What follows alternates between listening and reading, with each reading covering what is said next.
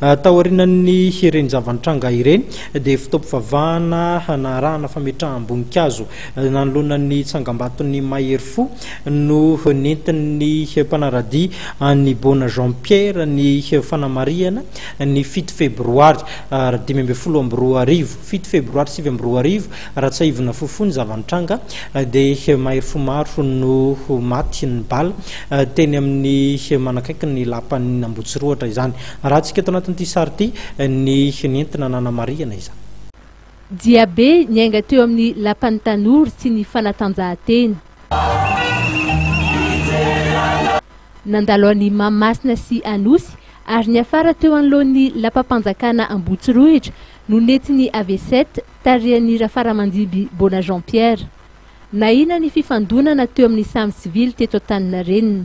Efa niandro ny mpanao Diabe teo anoloan'ny Louvre Hotel ny andian'olona mitonona ho AV7 voafitaka. Efa niambina teny amin'ny manodidina ny lapana Ambotsiroitra ihany koa ny mpitandro filaminana.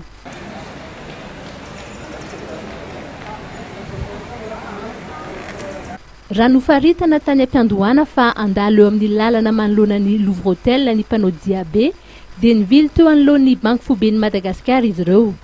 Tsisy ny fifandonana ary afaka nametraka fehezam-boninkazo fahatsiarovana ny niarambona tamin'ny 7 febroary 2022 ny AV7 tarihin'ny Rafaramandiby Bona Jean Pierre. Nametraka fehezam-boninkazo ho fahatsiarovana ny niarambona tamin'ny raharaha 2022 ihany koa ny avy amin'ny fiadidinan'ny Repoblika. Asa zany andro zany ampamendrena dia